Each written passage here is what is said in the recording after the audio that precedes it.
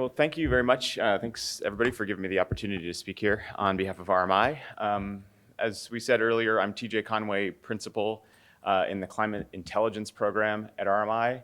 I'm going to be speaking today about, at least in this panel, about virtual power plants. And this is actually part of our carbon-free electricity team's work.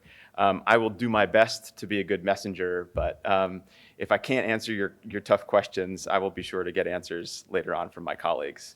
For brief background on RMI, RMI's mission is to transform the global energy system through market-driven solutions that align with a 1.5 degree future for the secure, clean, prosperous, and zero carbon future for all. So, not ambitious by any means, but we are, that's kind of where we're standing. Kind of, you'll kind of see, maybe some of the priorities we kind of set out based on that mission that we have.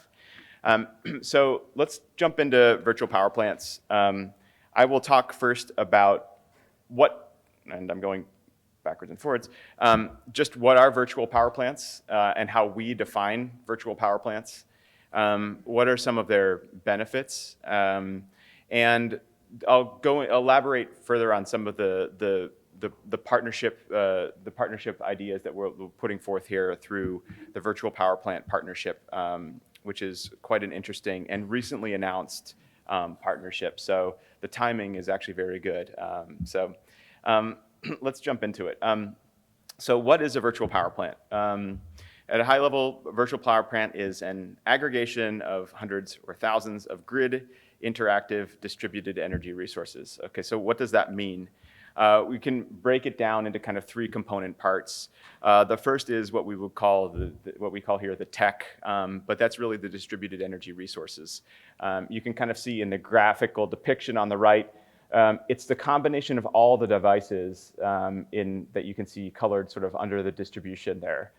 They can come from residences, they can come from businesses, they can come from the transport sector, but collectively these various devices can provide some support to the grid, and they can also be, many of them can be readily dispatchable. If we're thinking about behind the meter batteries, for example, some of them might not be as dispatchable, but they can still be used in aggregation, and so that gets to the second key aspect, which is aggregation. This can take various forms, but generally speaking, there is some form of an aggregator, virtual power plant aggregator, that is helping to kind of bring all of these different devices together and can leverage that to bring power onto the grid, or to also match sort of supply and demand at any particular point in time. And then there's grid integration. And grid integration also implies, VPPs providing value to and interacting with the grid and markets. So the value is an important component of this, in the sense that if you are, if the ISO is just saying, please cut back your consumption right now, and everybody tries to comply in order to avoid, more catastrophic consequences, that isn't a virtual power plant, right? Because there is lost value there. The idea is that this grid integration allows this opportunity to emerge.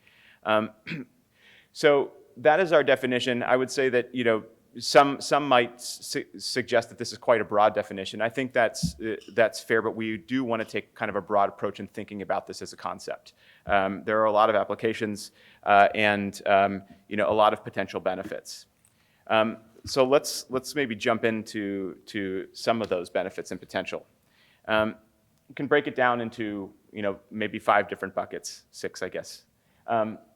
The first is reliability, right? We know sort of that there are reliability challenges. That's a very important sort of issue in consideration these days.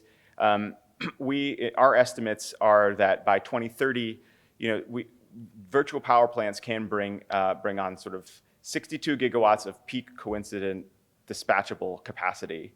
And that can rise all the way to 200 gigawatts by 2050. Now, peak coincident dispatchable, that's a lot of words at once, but what it really is meaning that at peak, capacity that can be dispatched and all at the same time, right? So that might mean that there are a lot of different sources and devices, but at any one point in time, there can be 62 gigawatts brought on. Some have said that even this number might be quite low, that there's actually much greater potential, but those are sort of our estimates. Second is affordability, and this is, I think, primarily through the fact that this can help to limit the amount of additional power sector expenditure through new generation units that have to get brought online, right? So it's sort of more efficiently leveraging what we currently have or what is coming on through DERs or distributed energy resources. And that helps to kind of reduce the overall cost. There are also health and equity benefits. So, if this can help support the reduction in consumption of fossil fuel-based generating sources, that can have benefits for fence line communities and the population at large as well. And fence line communities too also tend to be those that are sort of lower income, more marginalized in other ways, so it has additional sort of equity benefits, not just health. The final two are kind of the most obvious, perhaps, but kind of unpacking what we really mean by decarbonization is quite interesting because, as I said, you can reduce the amount of new fossil fuel generating capacity coming online. You can also just decrease the use of fossil fuels at any particular point in time. So especially during, in peak events, for example. This also is very compatible with build out of renewables too, so that complementarity supports the build out of renewables. And then finally, there is sort of this electrification component. This also is it's important to think about in the context of the transport sector, right? Where we're starting to see electric vehicles take off, and as we saw, maybe they're not moving the needle so much in terms of the role that they're playing in helping to curb oil demand, but there's a lot. If you look out over the rest of this decade, I think there's a lot of evidence to suggest that we are at or nearing an inflection point in terms of the adoption of electric vehicles, and having this ability to better leverage what are effectively a bunch of batteries is very important to help grow electrification and to do so in an effective and cost-efficient way. So just a little bit more background on how VPPs work. So I'll lay out kind of two different models, but there's actually 57 different flavors. And the first though is a market participant model, right? And this is where you have a wholesale market operator, ISO, RTO, where they're sending a price signal for additional capacity, ancillary services, et cetera. And they send that signal to an aggregator. That aggregator then works with the various members of that aggregation, and they bring more onto the grid. They provide more onto the grid, in response to that, or also can reduce their consumption at any particular point in time to help with balancing. In response, the RTO or ISO will compensate the VPP aggregator that in turn provides a financial benefit to their members. And what's interesting is that this is not just theoretical. We actually have plenty of cases of this occurring today. And what I'll talk about a little bit later is that the biggest issue is really trying to scale the solution, not prove the concept up.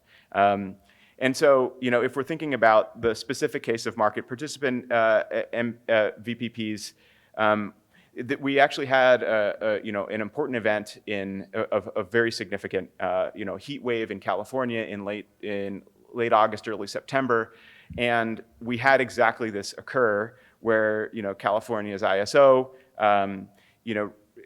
sought support from a bunch of different aggregators, one being OhmConnect, which has 200,000 different members and 250,000 different dispatchable devices. They were able to support them alongside others like Tesla and Sunrun. The power or the sort of fluctuations in demand needed in order to help that balance out to some extent, and that Ohm Connect in turn was able to generate value and pay about $2.7 million back to those that were part of that aggregation. So this is being borne out in reality. The second example is what we would call a retail VPP. So this, doesn't really have, this is more of an interaction between the utility and customers. So it could work sort of in a deregulated market context. It could also work in a regulated market context. But the nature of the relationship is really between the utility and they are sort of key to aggregating these different utility customers.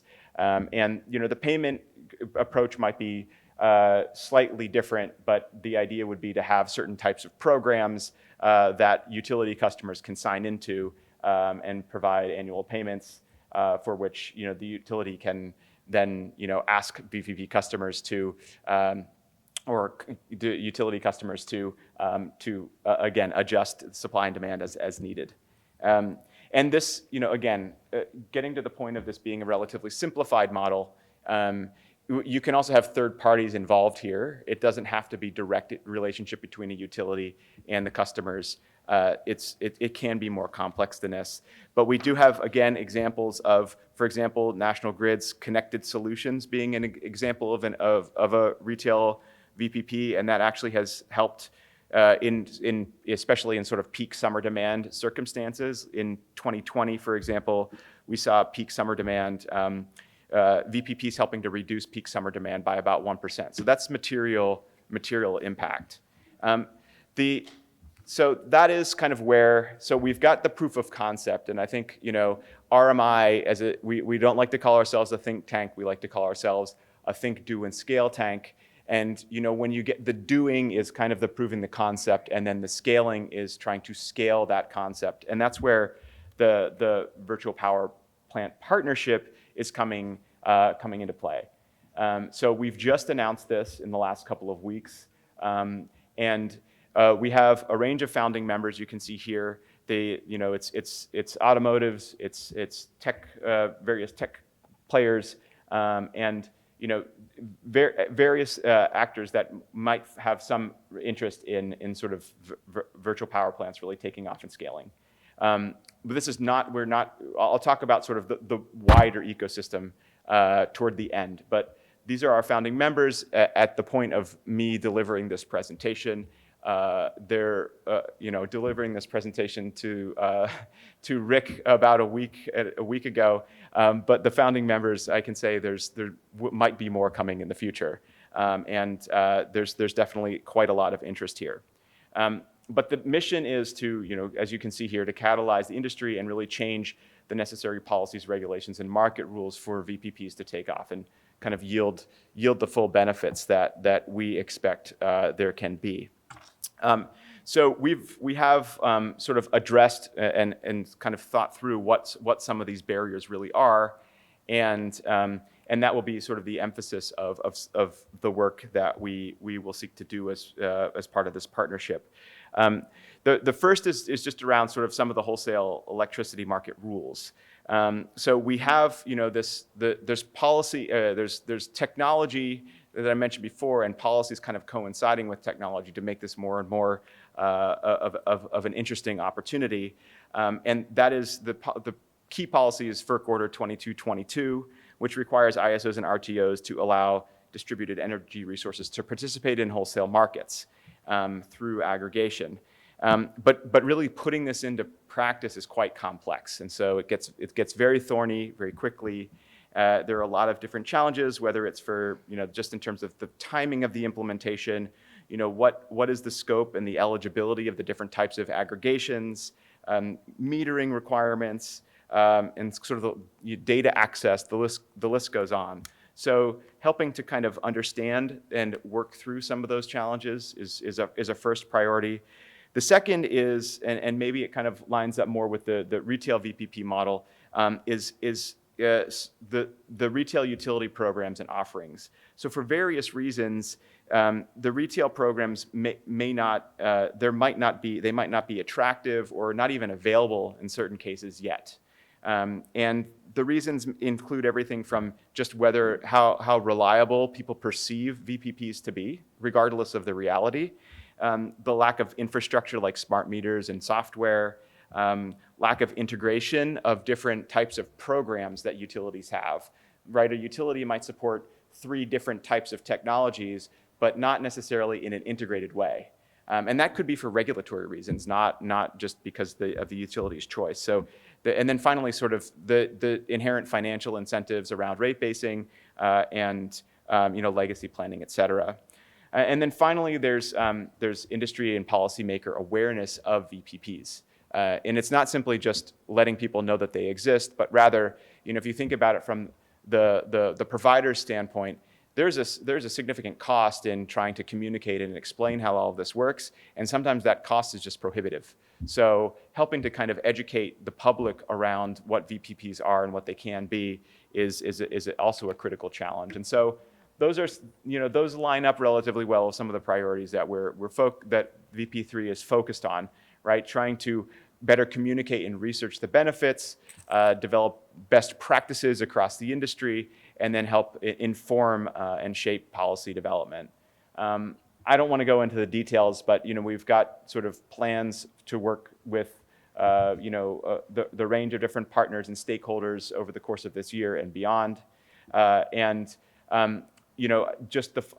of land on this slide that we're not just thinking about the partners within VP3, but also the wider ecosystem, and how we seek to kind of work together with various groups, those advisors and collaborators, and also provide some of this information on the benefits, et cetera, to various target audience at the state and federal or regional levels. So we are not trying to do this in a vacuum. We understand that this is a diverse ecosystem, and seek to kind of leverage all of that to further develop the concept of virtual power plants. So I'll leave it there, and thank you for giving me the chance to speak.